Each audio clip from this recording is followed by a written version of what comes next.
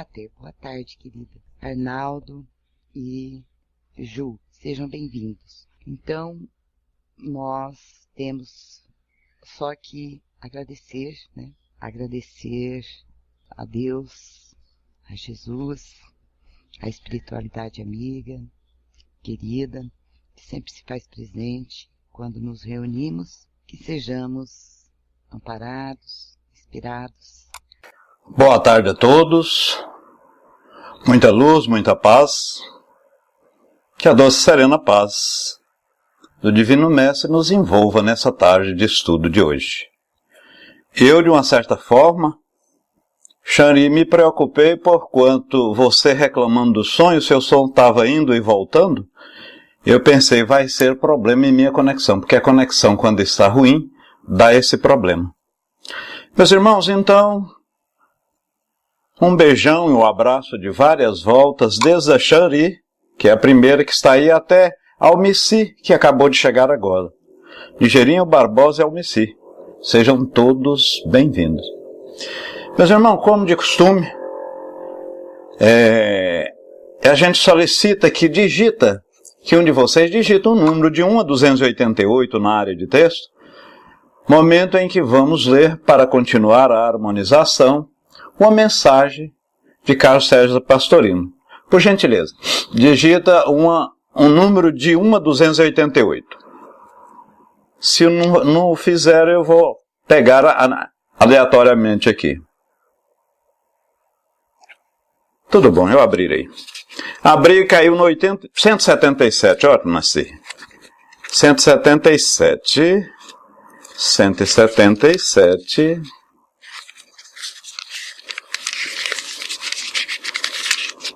Nasci.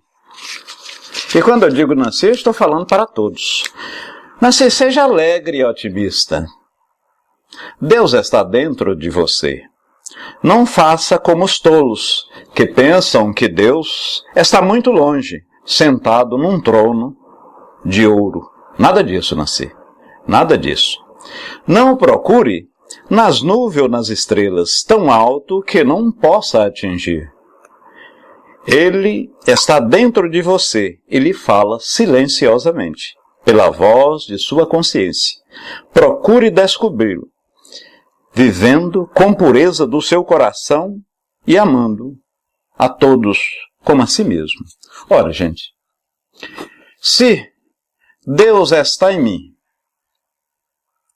Deus está em mim e do mesmo eu tenho uma partícula, só um instante aqui. Do mesmo eu tenho uma partícula, eu sou, na verdade, Deus.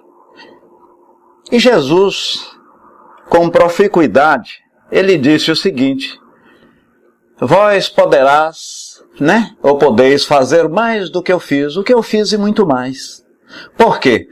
Porque a nossa consciência, que é o Espírito em sua essência, tem uma partícula de Deus. Nós não somos Deus propriamente dito.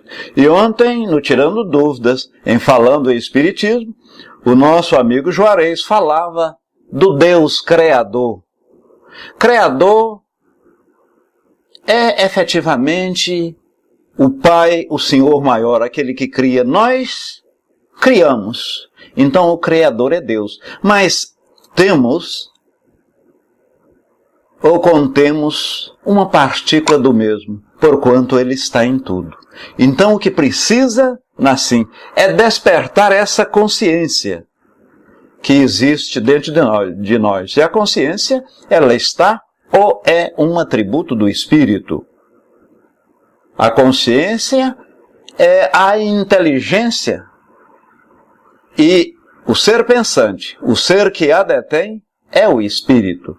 Então poderíamos dizer que a consciência é o self, é o eu, espiritual. E Deus está constante em nós, por isso que somos a sua imagem e semelhança.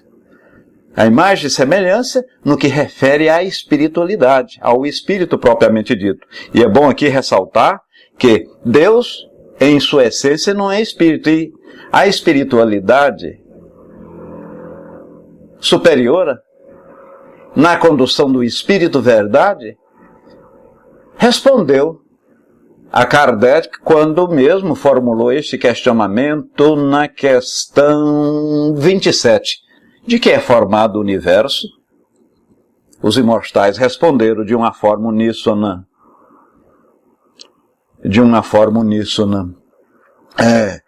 O universo é constituído de espírito e a matéria. E acima de tudo, Deus. Ora, se é constituído de espírito e matéria, Deus não é espírito. Até porque, e aí dá-se um seminário, né?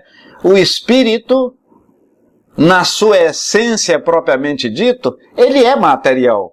Porquanto não há espírito que não tem a sua envolvência a parte perispirídica, o corpo fluídico, o perispírito, que é constituído de fluido, né? Que é semimaterial, que é uma matéria. Chari coloca, Criador e nós suas criaturas. Muito bem, Chari.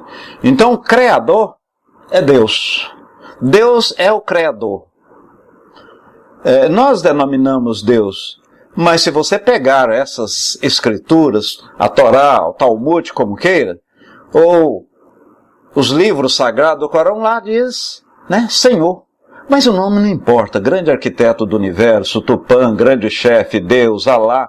O que importa é que saibamos, inteiramos que dentro de nós, íncitos a nós, há uma divindade maior. Eu nunca te cumprimentei, né, fraterna? Seja bem-vinda, minha amiga. O Arnaldo também não. Seja bem-vindo. Pois bem, meus irmãos. Então, como está aí no banner, vamos estudar hoje uma obra pouco estudada dentro da nossa doutrina.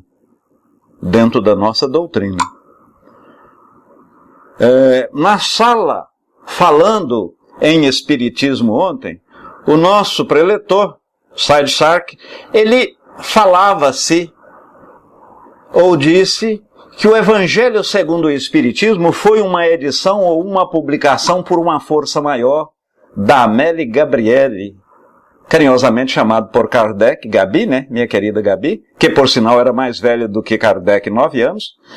Então ela chegou para aí, você está só dando foco científico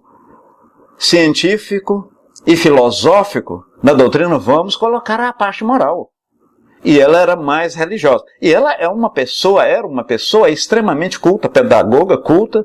Muitas vezes ela fazia a revisão, vamos dizer, da gramática. Em que pese Kardec ser um grande gramático, né? Escreveu até uma gramática. Escreveu 32 obras espíritas, de cunho espiritual, não, espírita mesmo. 32 obras, constituído uma delas, que é a revista de 146 volumes, e obras relativamente à parte ciência, quando ele era pedagogo, ele lecionava, etc., 26, me parece. Então, se, por um lado, a carinhosa Gabi exerceu uma influência muito grande para que ele escrevesse ou editasse o Evangelho segundo o Espiritismo, e o Evangelho veio no momento normal, no momento aprazado. Por quê? Primeiro a ciência, a comunicação dos espíritos. Depois a filosofia, o que sou, aonde estou, e em função do que faço aqui, para onde vou. O porquê, né? Da razão do sofrimento, da dor. Então precisava haver a ciência e a filosofia primeiro, para depois, em decorrência das duas, ter o cunho moral dessa doutrina. E aí veio o Evangelho. Pois bem, essa obra que nós vamos estudar hoje foi editada 21 anos após a morte de Kardec. Permita-me repetir. Essa obra póstuma foi editada, foi escrita, foi levado a prelo aos livreiros da época 21 anos depois. Mas para aí, Décio. Mas Kardec já estava morto, já estava desencarnado, então, mas veja bem, toda a obra, com pouquíssimos enxertos, né? Não foi de Kardec, tudo foi anotação do próprio Rivaio. E quem, de uma certa forma, sentiu no dever de publicar foi a carinhosa Gabi, né? A a esposa de Kardec, com a ajuda de Camille Flammarion, com a ajuda de Delane. Nessa época, Leon Denis tinha uns 24, 25 anos, né? Então foi ajudado por essa pleia de valorosos espíritos que deram um pontapé inicial e estudou bastante a nossa doutrina, né? Hoje a gente tem esse manancial, com 14 anos, temos esse compêndio, essa cultura toda disseminada em função, sobretudo, desses espíritos valorosos. Kardec, aqui na Constituição, e ele vai, como eu até estava falando a Nancy, aqui, mais à frente, colega, nós vamos falar que ele solicita uma administração, que se cria uma administração central. Mas ele começa falando que a doutrina dos espíritos, a doutrina espírita, como qualquer ciência, como qualquer filosofia, teve o seu início. Claudicou inicialmente, periclitou, ou seja, ela fragilizou em alguns pontos no início, sobretudo dado as críticas ferrenhas dos seus adversários. A crítica ferrenha dos seus adversários. E Kardec, na obra O que é o Espiritismo, caiu minha tela aqui, parei, gente. Na obra O que é o Espiritismo, ele diz que o crítico, a pessoa para fazer uma avaliação, em primeiro lugar, ele tem que abstrair dos seus conhecimentos em si, fazer uma leitura ou uma releitura daquilo que ele está criticando para, num segundo ou terceiro instante, fazer uma crítica. Dar um posicionamento, contestar. Ora, acrescenta Kardec, se assim não for praticado, o cidadão, esse crítico, está no mínimo sendo irresponsável. Porque falarmos de uma coisa que não temos condição de defender ou de ter uma ciência maior daquilo, dos seus postulados e fundamentos, no mínimo somos irresponsáveis. Calibur, seja bem-vindo. Paz, meu irmão. Kardec coloca, esta é evidentemente a causa fundamental da débil coesão e da instabilidade dos grupos e sociedades que se formavam à época. Porque o que ocorria? Ocorria a formação de um centro aqui, uma reunião ali, outra, isso tudo mais em torno da França. Né? A França não, em torno de Paris, Lyon. Tinha também reuniões na Inglaterra. Começou também de uma forma assim forte nos Estados Unidos.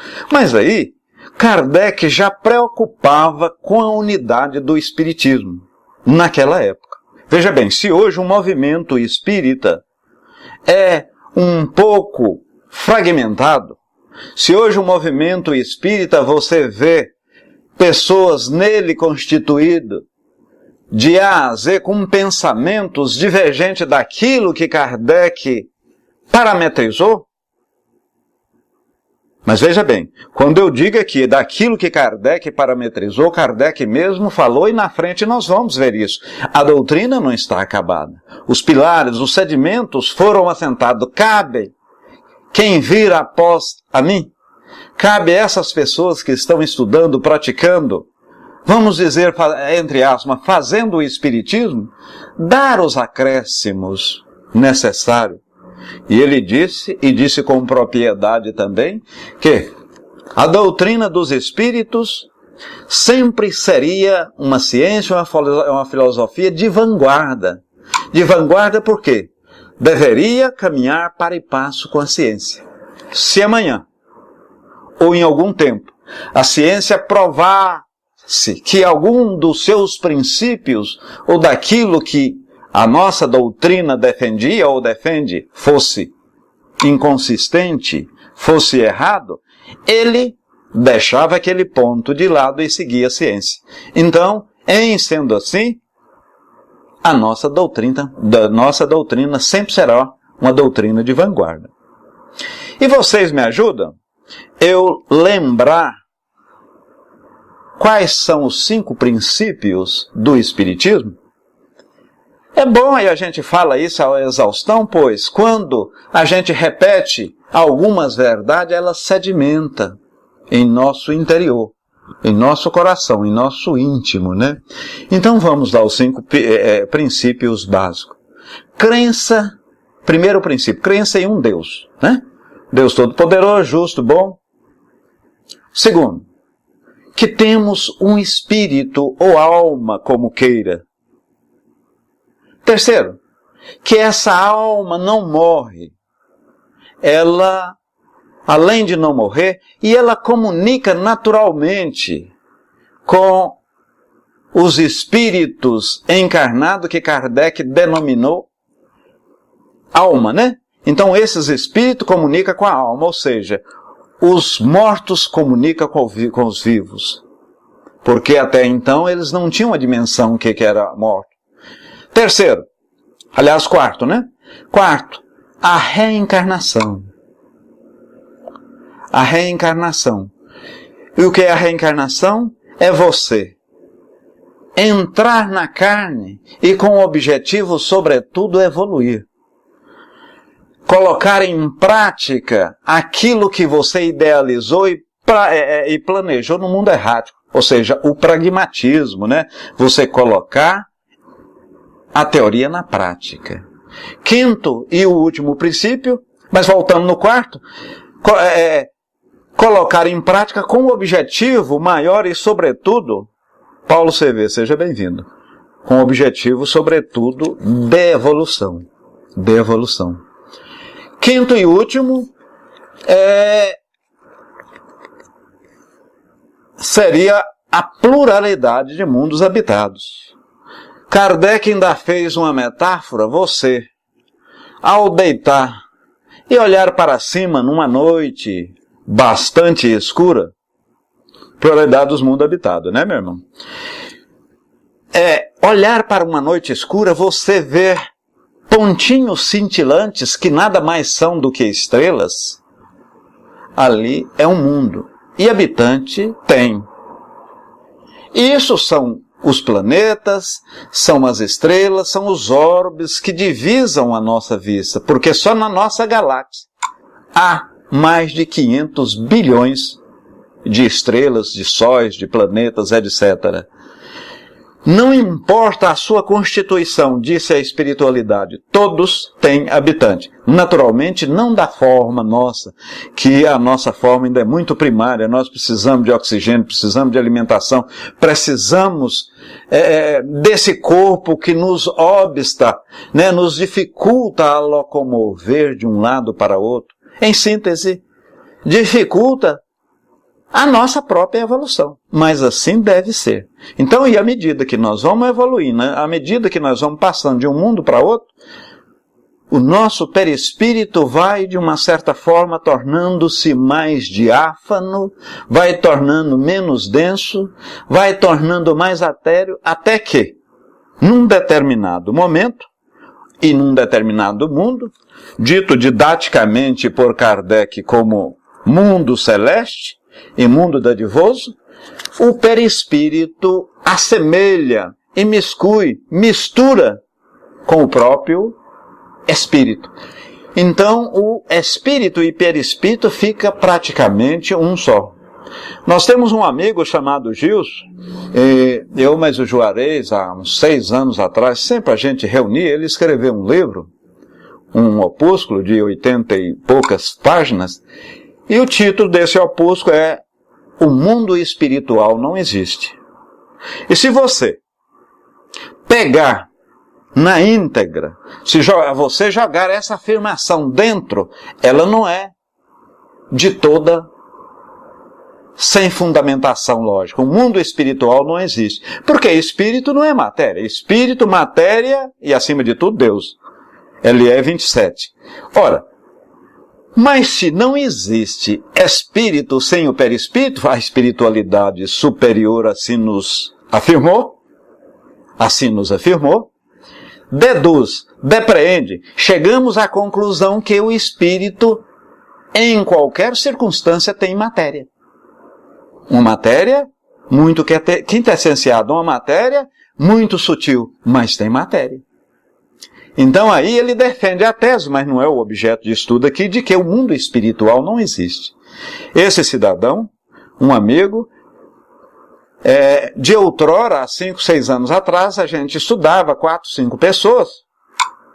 A gente constantemente, ele é o médico, constantemente tinha-o, não como um guru, mas uma pessoa que de uma certa forma esclarecia ou estraçalhava, vamos dizer assim, as nossas ignorâncias. Porque ignorância no que refere, no que pertine ao conhecimento espiritual, sempre temos. E nós, nos centros, nessas salas de pautalk, sempre a gente orienta, instruir, amai-vos e instruís. Você precisa educar, você precisa estudar, você precisa, aprender mais do que hoje é. Certa feita, numa dessas salas, a própria amiga fraterna que está aqui, ela fez uma pergunta, fez um questionamento de grande profundidade. E o que ela colocou?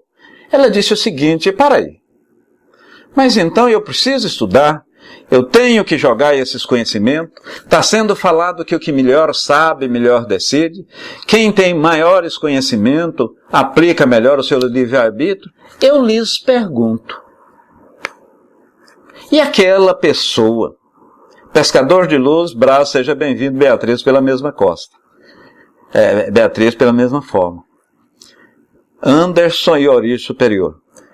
Eu pergunto, aquelas pessoas, prossegue fraterna, que não têm um conhecimento como nós temos, que nós somos sabedores, que estamos aqui temporariamente, que aqui nós estamos em um processo de evolução, que nós não somos humanos, estamos aqui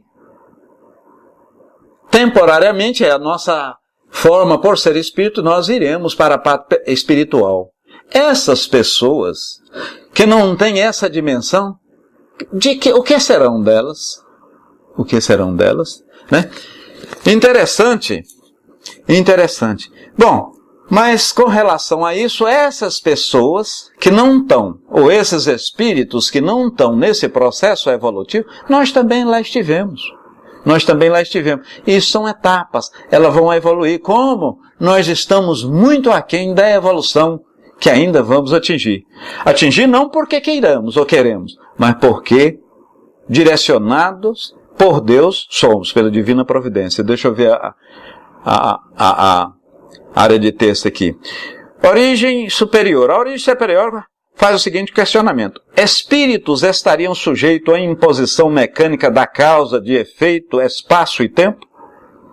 Veja bem, origem superior pergunta se o espírito, ele subjuga ou está como nós nessa dimensão espaço e tempo. Espaço porque se eu quiser ir daqui lá para Recife, ou daqui para Santa Rita do Sapucaí, eu vou gastar 2 dias, 3 dias. Eu preciso desse tempo. E espaço é essa área que eu vou deslocar, esses 2.600 quilômetros. Eu estou em Palmas. Então, origem superior.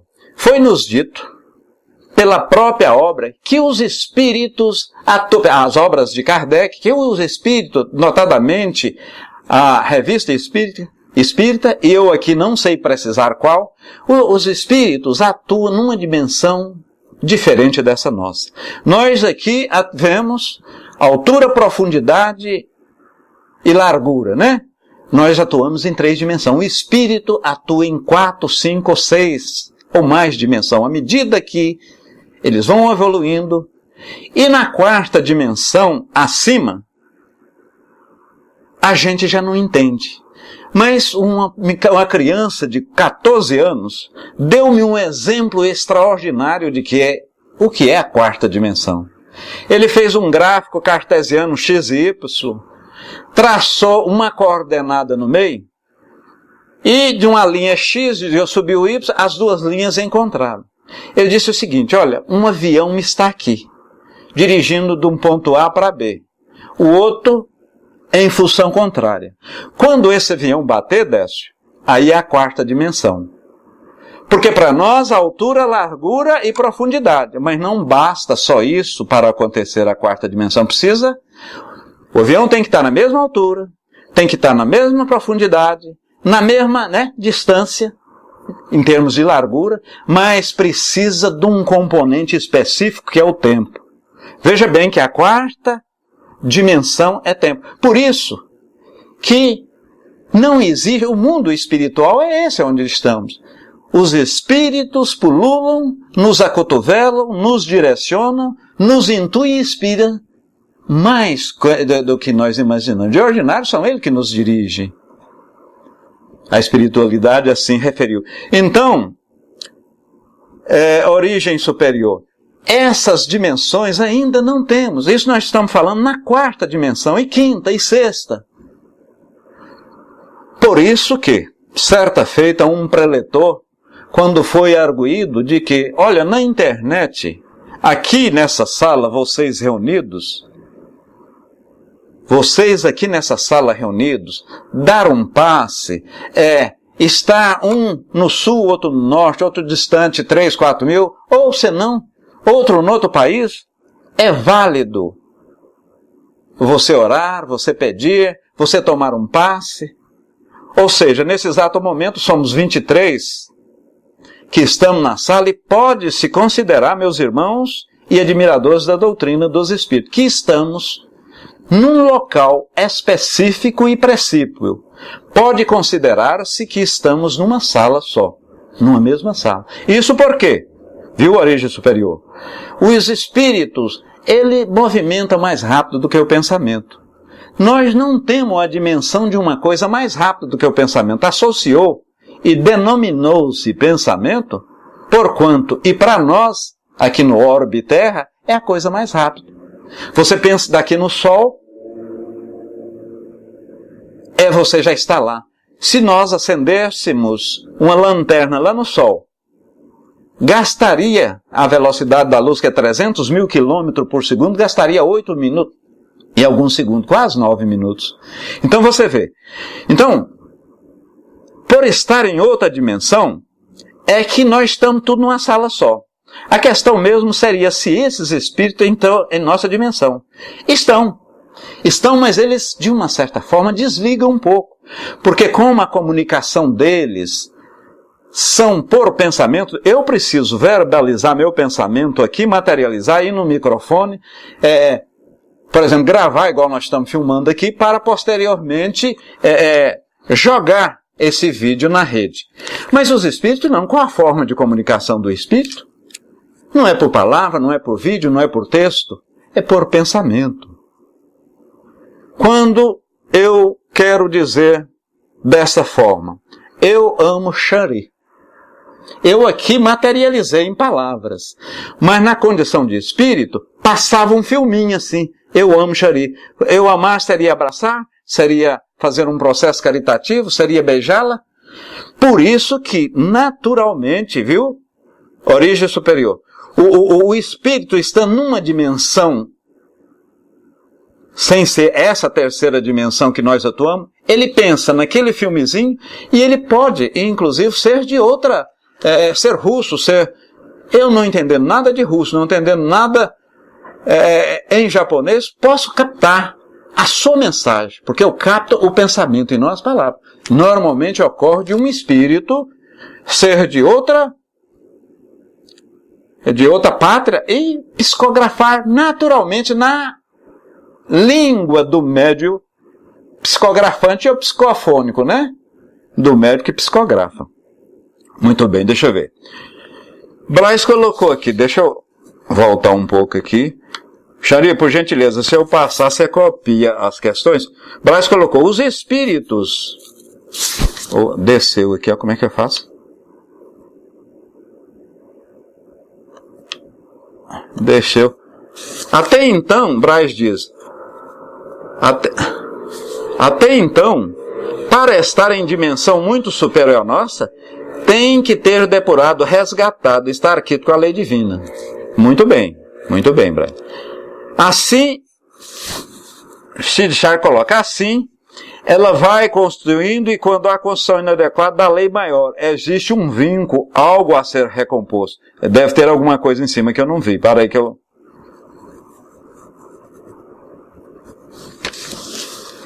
Mesmo quando ele for a esferas superiores, aquela vibração por força de um aprendizado, ele ainda encontra mentalmente prisioneiro daquela ação, diz Siddhartha. E veja bem, quando o espírito vai no mundo superior, quando o espírito vai em algum mundo, ele troca de perispírito, ele constitui um perispírito daquele mundo onde ele vai visitar. Só nessas circunstâncias é que o espírito reveste de outro perispírito. Então a única circunstância que foi nos dado a saber que o perispírito sempre acompanha o espírito. Entretanto, quando ele vai em outro mundo, ele reveste do fluido cósmico ou do fluido universal daquele mundo, né? Tendo a imantação, e naquele mundo ele interage. Só nesse aspecto. E no caso, viu, meus irmãos, que vários médios, sobretudo os videntes, sentem e veem a presença do espírito, ele não vê o espírito, vê o perispírito. Assim como o perispírito, através da imantação, através da ectoplasmia, através da materialização em matéria mais visível e sensível aos nossos olhos, ele pode tornar esse MODB, né, o modelo organizacional biológico, visível e aparecer-se. Muito bem. Kardec coloca aqui à frente na obra que estamos estudando. Se fizerem coisa má, deixa que façam, certas de que, cedo ou tarde, o bem e o mal, que são verdadeiros, né? Sobretudo o bem que é verdadeiro e a verdade que vai sobrepor, ela sobreporá.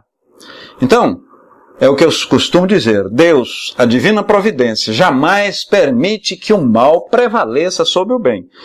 E os nossos inimigos, os nossos detratores, as pessoas que de uma certa forma torcem para que a casa, a filosofia espírita, né, a religião espírita não vá para frente, é sobretudo os nossos irmãos, os componentes da casa espírita, às quais estão vinculados. Então esses são os maiores inimigos. Mas aqui Kardec diz o seguinte, deixe, porque as coisas se assentam. E há 15 minutos atrás, ou aliás, 30 minutos atrás, eu estava conversando com a Chari e ela mesmo disse essas palavras. Deixe, não se preocupe, deixe que a poeira assenta, deixe que baixa o fogo, deixe que as coisas, de uma certa forma, tenham um transcorrer normal. Então Kardec falava isso relativamente àqueles detratores ou aquelas pessoas que estavam fazendo de nossa doutrina, né, ou tomando posicionamento diferente àquilo que foi codificado. Deixa eu ver aqui Siddhartha que coloca, quando há vazamento, como dizes, aí eu teria de ler lá a parte anterior, né? Atenção, meus irmãos, nos estudos aqui. Então Kardec sentia o dever de fazer a união do espiritismo, porque ele sentia que na época a coisa estava divergindo, já existia posicionamentos contrários àquelas diretrizes iniciais, já existia posicionamento contrário. Se tenho razão, todos acabarão por pensar que eu, se estou em erro, acabarei por, né, pelos outros também pensar em não ter sequência, não ter seguidor. Então o erro, como a mentira, os nossos avós e tataravós, já falavam com propriedade. Tem perna curta. Então você pode ser enganado ou enganar as pessoas por pouco tempo. E não todas, algumas. Mas você não pode ser enganado e enganar todos ao mesmo tempo. Então amanhã ou depois, a luz virá a lume. A verdade sobreporá. E as coisas acontecem. Muito embora Kardec, ele era preocupado com essa unidade espiritual, com essa unidade da doutrina, sobretudo pela doutrina que viria. Ou seja, o espiritismo daí 100, 200 ou 300 anos, o que Bezerra de Menezes e outros também bastante preocupado, trabalhou nessa unificação. Chico Xavier foi um dos grandes, ou se não o maior divulgador do Espiritismo. Chico Xavier tem 436 livros.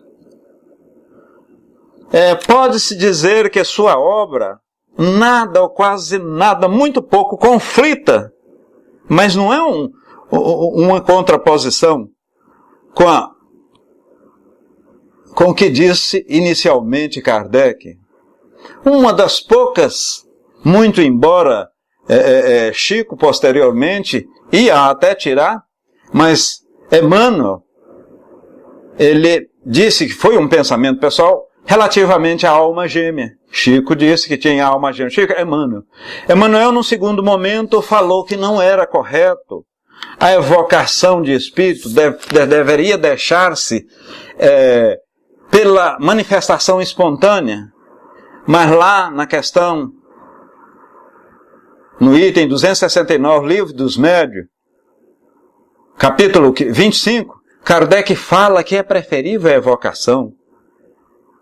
E quando você faz uma oração, quando você fala com seu santo protetor, quando você toma um tropeção e arranca a cabeça do dedo, você diga, ó meu Deus, ó meu Jesus, me ajuda. Que é isso? É uma evocação.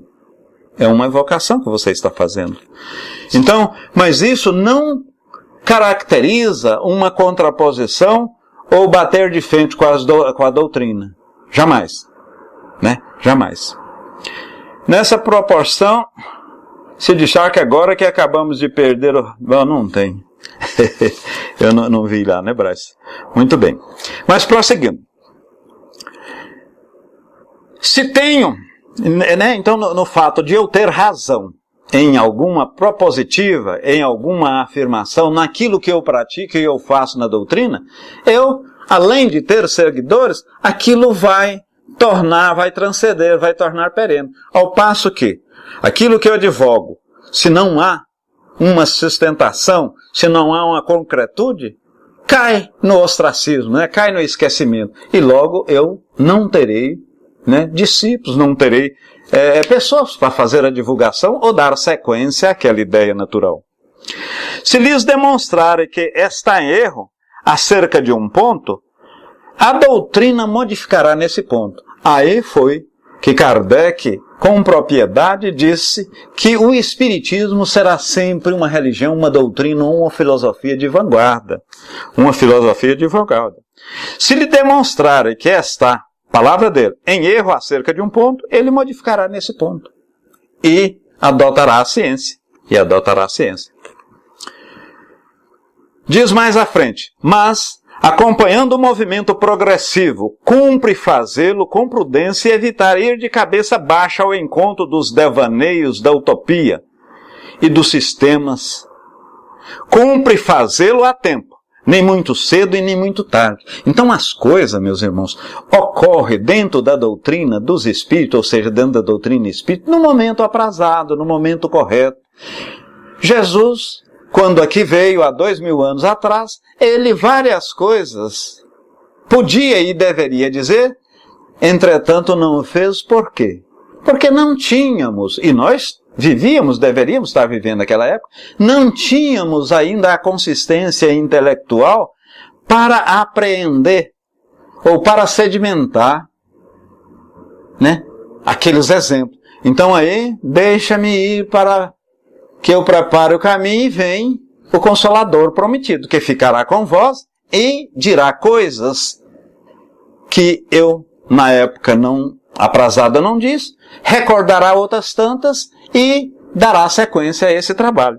E aqui é o seguinte, indiscutivelmente, veja bem, indiscutivelmente uma doutrina assente sobre tais bases tem que ser forte, em realidade capaz de desafiar a qualquer concorrência e anular as pretensões dos seus competidores. Kardec, mais uma vez aqui, fala que a nossa doutrina não está acabada.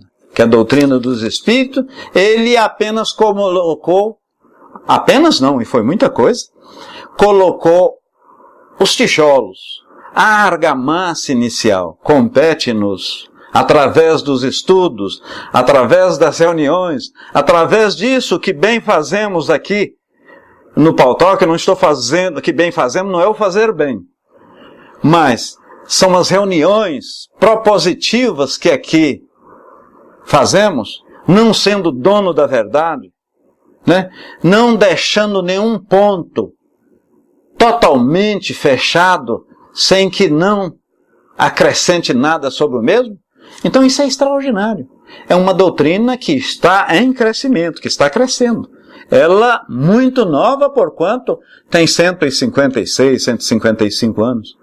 Muito nova. A necessidade, agora Kardec vai falar, Nassim. A Nassim está aí? Tá. Agora, Kardec, já preocupado com isso, ele preciso de passar dos meus 45 minutos. Não é possível. É porque senão o nosso estudo fica... Kardec diz que tinha de ter uma centralização da doutrina. Era necessário ter uma central. E ele advogava à época que essa centralização de homens e espíritos encarnados, constituído de pessoas ilibadas, 12 pessoas inicialmente, essas pessoas poderiam estar em Paris, mas não precisava ser necessariamente. Se, porventura, entre esses dois, algum tergiversasse, algum pela vaidade, ou por algum motivo intrínseco, desgarrasse do rebanho, vamos dizer assim, os congressos internacionais colocavam o carro nos trilhos. É verdade. Se deixar, coloca aí. Imagina, irmão X, que o povo sequer conhece a sua língua pátria, mal fala o português, por exemplo. Diz Braz, o Espiritismo já está entrando no leste europeu, graças ao Esperanto. Muito embora isso aí foi criado para ser uma língua universal, mas infelizmente, né, Braz, não deu aquela dimensão que a gente esperava. Kardec prossegue aqui. Deverão eles, em primeiro lugar, repudiar do modo mais absoluto todo aquele que por si mesmo se apresente qual Messias, ou seja, um Deus, um Jesus, um avatar. Olha, eu sou o dono da cocada preta ou da cocada branca. Faça o que eu mando e não faça o que eu exemplifico, o que eu digo, né? Faça o que eu digo e não olhe o que eu faço. Então, eu sou Deus, eu sou messiânico. Poderia, não nesse aspecto, mas uma central que definia a organização espiritual. E, inclusive, Kardec coloca parâmetros para essa centralização. Ele coloca alguns princípios, Lucastro, Latino e Dona de Mim. Seja bem-vindo, Verônica, pela mesma forma. Ele coloca alguns princípios. Primeiro princípio, cuidar dos interesses da doutrina, né? Precisava alguém cuidar, porque já estava espargida os conceitos. Havia pessoas e centros fazendo coisas totalmente diferentes. Não vamos longe, não. Há 50 anos atrás, meu pai era presidente de um centro, eu ia lá, esse centro ainda tem desse jeito no país, você trabalha com a mediunidade na própria sessão pública. Ora, eu que não acredito Verônica Guido, que não tem vamos dizer assim, essa formação espiritual, vai num centro, onde chega lá, o médium incorpora um espírito, começa a gemer, começa a cuspir, flexiona-se contra o seu dorso. Ela vai sair de lá o quê? Mais desacreditando do que crendo. Então hoje as sessões mediúnicas, né, esse trabalho é feito com pessoas que efetivamente entendem ou compreendem os princípios, pelo menos básicos da doutrina. Mas na minha época, né, quando eu era criança, e no país hoje tem centro espírita, associações espíritas que trabalham dessa forma. Pam, pam, pam, pam. Anota aí para nós, tá, Oxandinho? Segundo, o estudo dos novos princípios suscetível a entrar no corpo da doutrina. Olha aí, eu vou repetir, permita, desculpa, licença, vou repetir novamente. O estudo dos novos princípios suscetível de entrar no corpo da doutrina. Kardec, veja bem, uma nota da editora, Kardec parecia prever que muitos dos seus discípulos tenderiam para o estacionamento.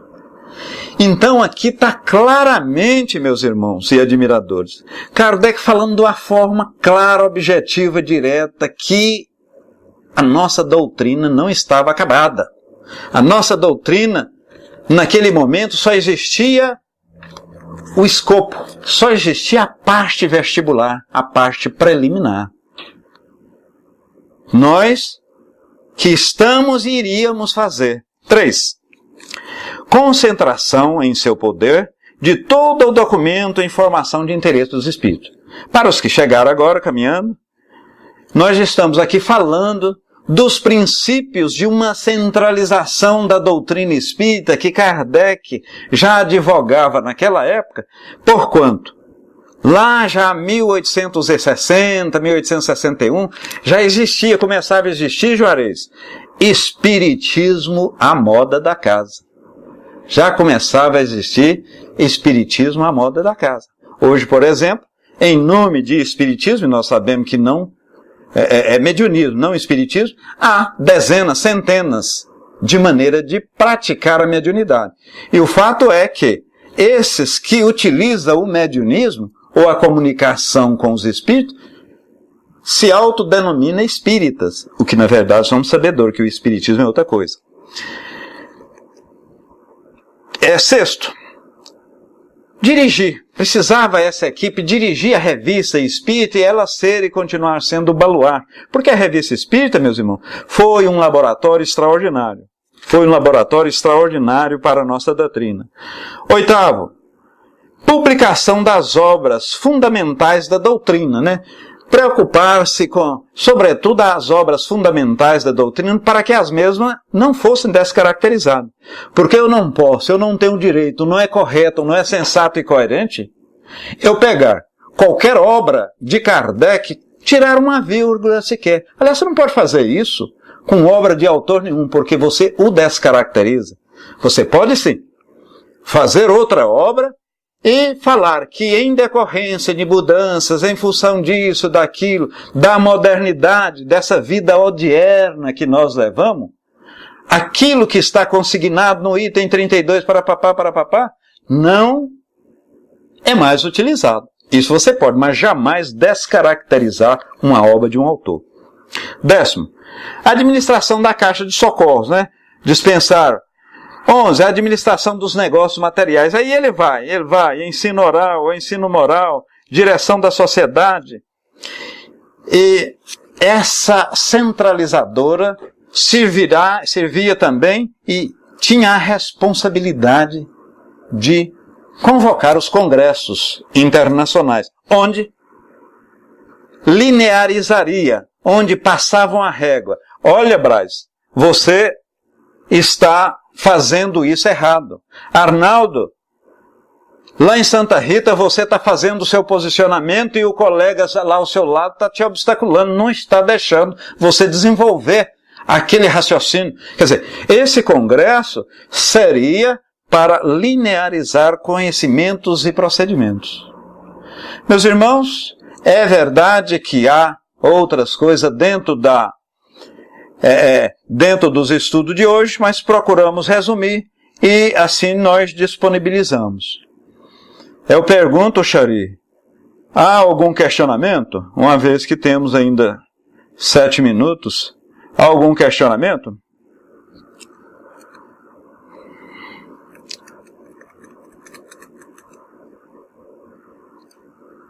Obrigado, Balk. Obrigado. Deixa eu ver o PVT da Shari aqui. Não tem. Então não há questionamento, quer dizer, há questionamento, né, meus irmãos, mas eu tenho de lhes agradecer. Aqui, Décio, diz Sid Shark. No caso, o livro Obras Postas tem algo diferente da codificação? Veja bem, diferente, sim, não que obstacula. Diferente, sim. Por que diferente? Relativamente a parte inteligência, veja bem, me faltou agora, inteligência e são dois. Oh meu Deus, o fato de alguém dar um tapa em mim e eu fechar os olhos é instinto, inteligência e instinto.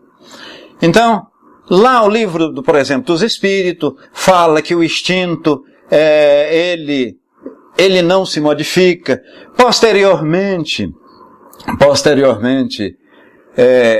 Kardec, lá em Gênesis, diz que o instinto, ele, na verdade, ele diminui com o aumento da inteligência, chegando ao ponto de praticamente ser extinguido. E o que acontece, Saides? Obras postas. Como obras postas eram anotações, e muitas vezes anotações contundentes para o pensamento da época, ele não as publicava. Portanto, a Madame Gabi, em sentindo a época um pouco sozinha, os amigos, não que a deixando só, mas ela ficou mais só em função da morte do seu companheiro, né?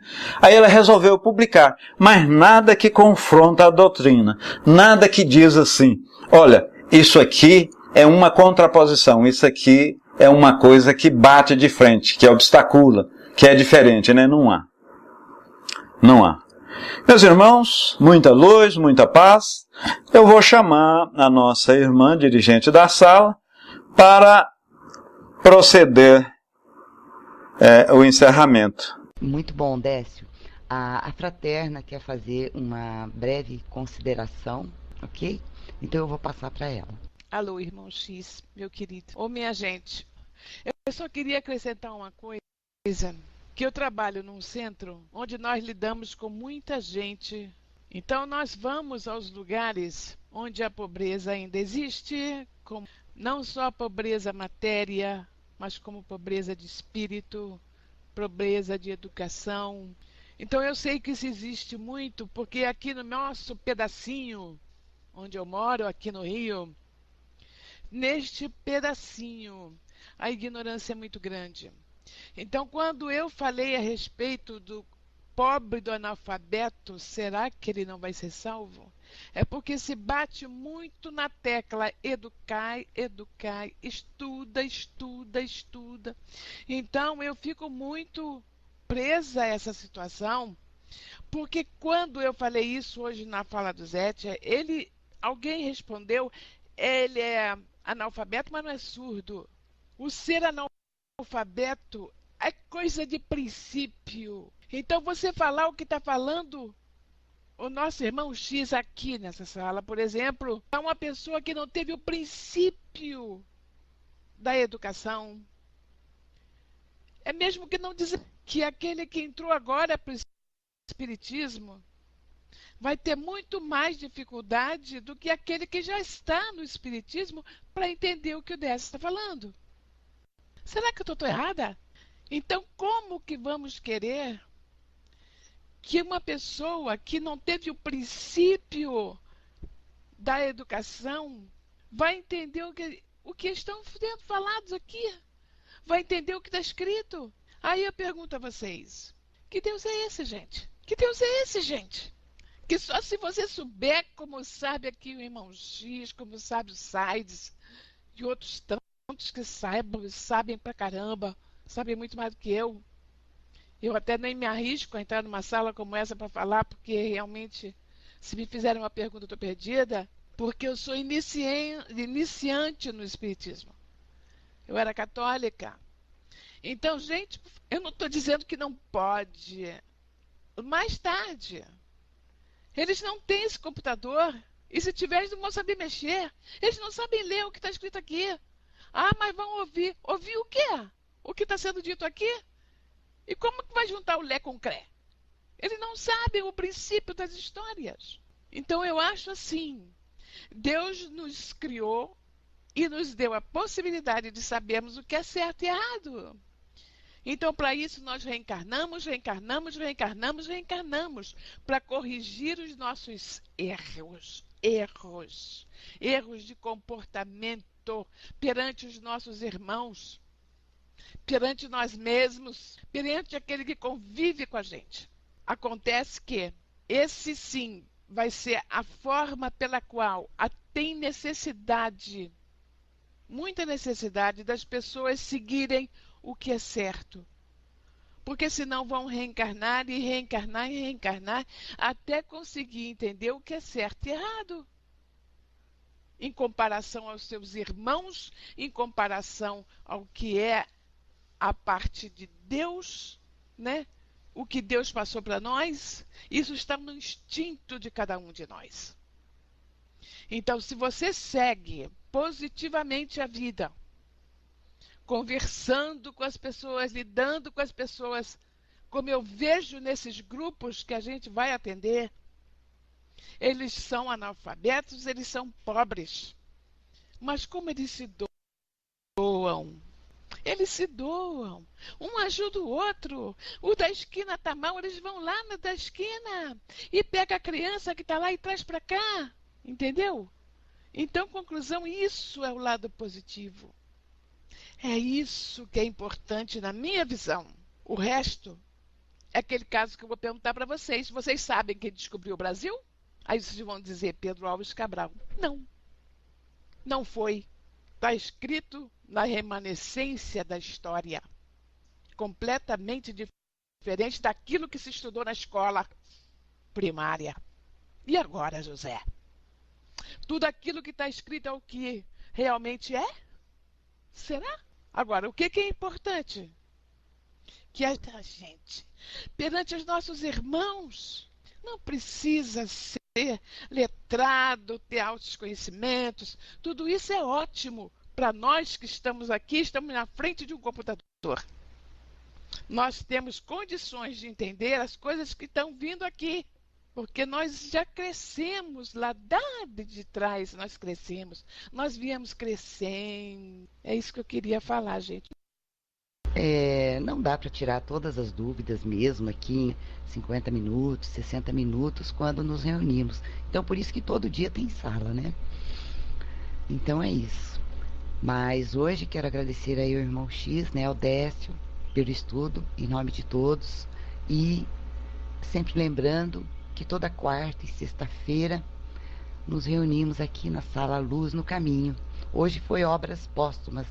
Hoje, para nós encerrarmos, o Balk, por favor, ele vai fazer a prece final.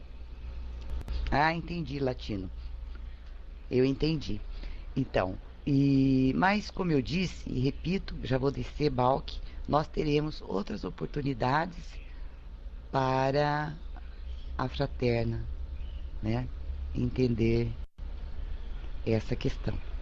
Então nós vamos agora passar para o momento da prece com o Balk. Descendo o Balk. Boa tarde a todos. Estão me ouvindo? Ok.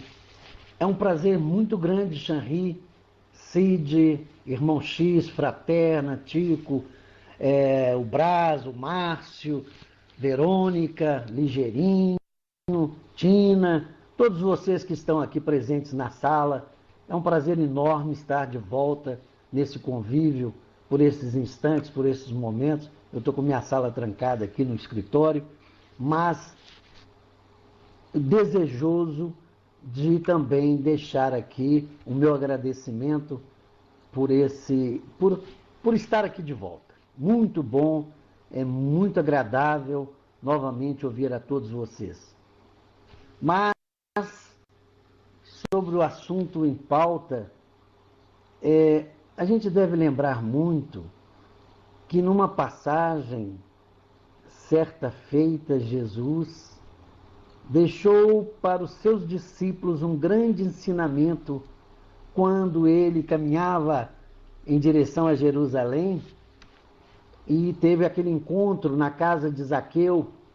Zaqueu, um homem de baixa estatura, procurou uma árvore enorme para subir nesta árvore e pedir para que Jesus desse aquela oportunidade de chegar até a sua residência. E ali houve uma recepção muito grande, promovida por aquele homem, Jesus, os seus apóstolos, que inclusive duvidavam da sua capacidade de amor e de caridade, e nós tivemos ali uma grande lição. Então vejam bem, naquela época os homens que andavam lado a lado com Jesus também não tinham como ainda interpretar de uma forma inteligente as parábolas que Jesus dizia. Foi preciso, então, que Jesus mostrasse de uma forma prática os motivos que o levaram a ter aquele contato com Zaqueu. E Zaqueu fez muito mais, deixou para nós um ensinamento muito grande. Exatamente, não é? De Chico Xavier, na palavra de Emmanuel, né? Então, a gente tem que sentir que nós que estamos ainda tão inocentes, tão puros na vivência com a verdade, devemos realmente ter a humildade e ter também a compaixão daqueles que estão ainda atrás de nós e termos ainda a humildade de podermos estar na frente, caminhando junto com essa doutrina maravilhosa. Por isso, meus irmãos, eu estou muito feliz de poder fazer essa prece que ora vou fazer junto com todos vocês. E pediria para que nesse momento, nesses 4 cantos, vamos dizer, do mundo, porque temos pessoas aqui que estão falando até de fora, né? Mas nos 4 cantos do Brasil, vamos dar as mãos através e agradecer. Agradecer essa oportunidade da ação, por estarmos hoje já obtendo a possibilidade de nos unirmos apesar da distância material existente. Tudo isso mérito do nosso Pai, de Deus que nos concedeu a inteligência, nos concedeu a vontade e nos concedeu principalmente o livre-arbítrio para que pudéssemos fazer da nossa vida o melhor. E o melhor, meus irmãos, é a caridade, pois ela possui no seu âmago todas as virtudes, contendo o amor, contendo a misericórdia, contendo a piedade, a humildade e principalmente nesse momento, baseado num assunto em pauta, compaixão. Vamos ter compaixão, meus irmãos. Compaixão pelos surdos, pelos cegos, pelos mutilados, por aqueles que vagueiam pelas sarjetas da vida, pelas calçadas, por aqueles que se encontram hoje sem a liberdade do movimento nas penitenciárias, pelas crianças que chegam e não têm um abraço dos pais, que se encontram isoladas nos orfanatos, pelos velhos, nossos passados, os nossos pais, os nossos avós, que se encontram nos asilos. Por isso, meus irmãos, nós agradecemos muito podermos contar com esta tecnologia tão maravilhosa e podermos ficar aqui unidos, pedindo a presença de Jesus que nos ilumine a todos. A todos que estão agora, nesse momento, com seus computadores abertos, que possa existir, através desse maravilhoso engenho que é a internet, a possibilidade do amor ser difundido, a paz, a glória, a harmonia e, principalmente, a boa vontade de nós homens, que deveremos deixar para aqueles que virão uma terra, uma morada do Pai melhor do que hoje. Portanto, meus irmãos, muito obrigado pela oportunidade e que Deus nos abençoe, que Deus nos proteja e que Deus fortaleça cada vez mais a nossa fé. Posso te encontrar quando a dor me consome, murmuro teu nome e mesmo sofrer.